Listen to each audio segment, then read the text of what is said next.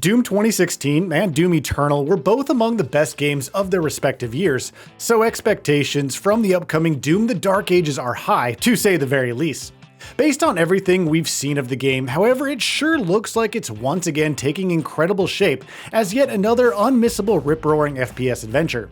Recently, we had the chance to view a behind-closed-door presentation of the first-person shooter, which Microsoft went on to showcase as part of its Xbox Developer Direct show, before sitting in on a Q&A session with director Hugo Martin and executive producer Marty Stratton.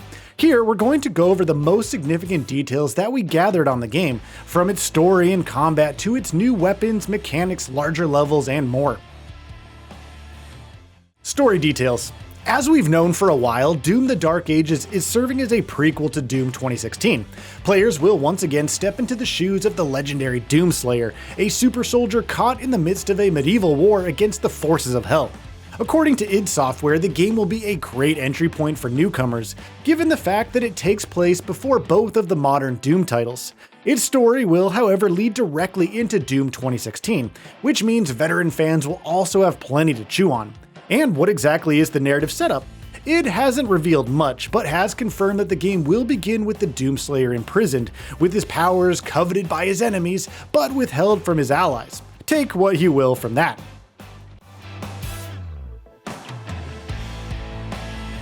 New approach to storytelling.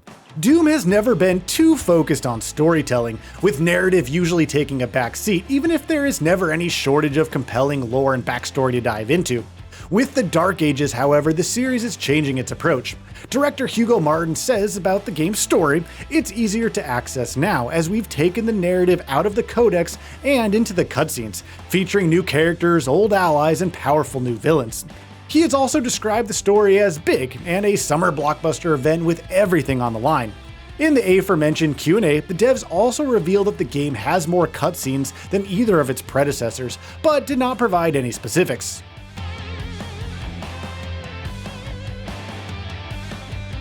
Stand and fight.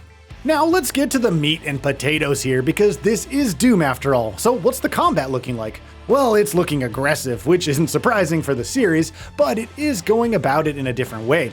As id Software describes it, Doom 2016's core loop encouraged players to run and gun, while Doom Eternal switched it up to jump and shoot. With Doom the Dark Ages, that mantra is changing to a stand and fight, with id likening this game's Doomslayer to an iron tank.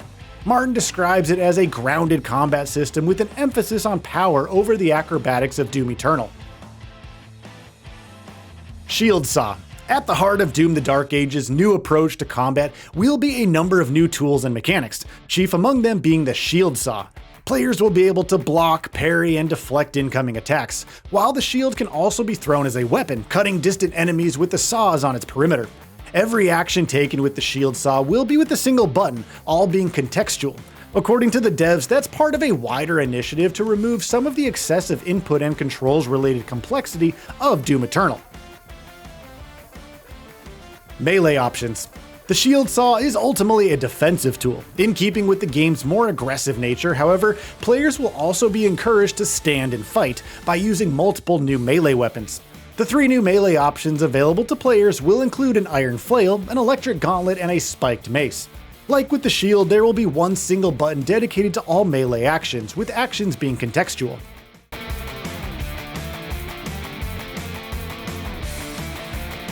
Weapons.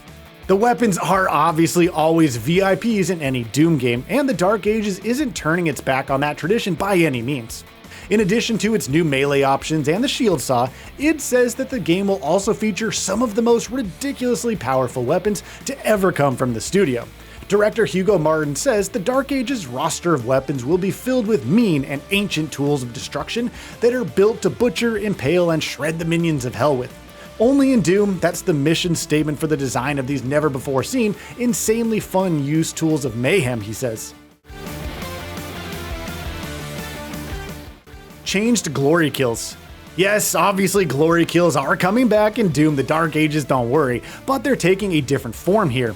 id Software is clearly heavily focused on ramping up the tempo of the action, and in the Dark Ages, that will be reflected in the new unsynced glory kills. Rather than each glory kill having an unskippable animation that takes you out of the action, the Dark Ages will feature completely seamless glory kills that you can trigger from any direction, allowing you to unleash a string of them in quick succession should the opportunity arise. Altan Mech and Cybernetic Dragon sections.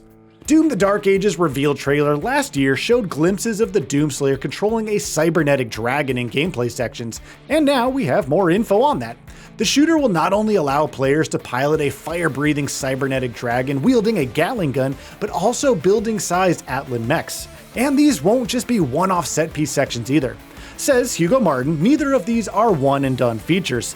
They have a full suite of abilities and even mini-bosses. The spectacle is epic, the power fantasy is unlike anything we've made at id, and the combat systems behind these features are deep and tons of fun.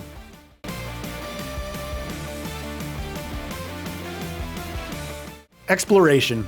Doom the Dark Ages is also placing a much greater emphasis on exploration. Still very much a level-based game, executive producer Marty Stratton explicitly stated during the Q&A that it's not open world. The shooter is still at least a semi-open world game. That means players can expect larger levels with a host of exploration and optional content to engage with. Director Hugo Martin says, "Explore what is the largest play space ever in a Doom game, discovering secret caves and dungeon-like mines in search of vital resources. You control the pace of the game, where you go, who you fight, and the objectives you pursue. It's a Doom sandbox full of war and riches." Progression. Exploration in Doom the Dark Ages will yield plenty of collectibles, and toys are confirmed to be returning.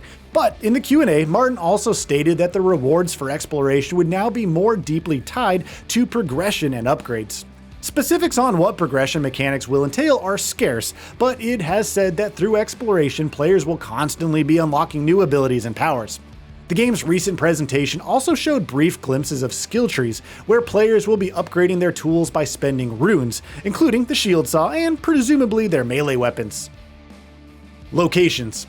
The full extent of details on the locations that players will explore in Doom the Dark Ages are obviously yet to be revealed, but it has already offered some enticing teases. The developer says players will visit the far reaches of the Doom universe, which will include mysterious worlds from the Slayer's past, dark forests, dungeons, ancient hellscapes, battlefields, and worlds beyond. id Software's largest game yet. Given the fact that this is going to be a semi-open world experience, it should come as no surprise that id Software is touting this as its biggest and most ambitious game to date. That means it will also be the longest. Exactly how much longer than Doom Eternal, which was a 15 to 25 hour experience, it is going to be hasn't yet been confirmed, but you can expect it to be notably longer. Executive producer Marty Stratton said during the Q&A, "It kinda depends on how you're playing, like any game, but it's the biggest game, the biggest campaign we've ever made by a good bit. If you're exploring those levels, there's just tons." New difficulty options. For those who found Doom Eternal a bit too difficult, and there were plenty out there who did, id Software will attempt to make the Dark Ages more accessible with some new features. Multiple difficulty options are obviously returning, but this time, players will also be able to customize their gameplay experience exactly how they want, with a number of difficulty sliders included. These sliders will let you tweak your damage output, how much damage you take, how aggressive enemies are, what the speed of the game is, how freely you get resources, and the timing windows for parries, and so much more. Music. The heavy metal music of Doom is a big part of the experience, but with acclaimed composer Mick Gordon and id Software having parted ways, apparently under acrimonious circumstances, after having worked together for Doom 2016 and Eternal, the Dark Ages will see new talent stepping forward. id Software has revealed that the game's music will be composed by video game music production company Finishing Move, which has worked on titles such as Borderlands 3, The Callisto Protocol, Halo Wars 2, and more. Launch details. And when exactly can we get our hands on Doom the Dark Ages? Well, it's not too far away. The first-person shooter launches on May 15th, and it will be available day and date for Xbox Series X and S, PC, and PS5. Like all first-party Microsoft titles, it will also be available via Game Pass at launch. So, what are your thoughts on this? Go ahead and share them in the comments below. And if you like this video, please subscribe to the channel and enable all notifications by clicking the bell icon to get new video updates. We upload every day and would really appreciate your support. Thanks for watching.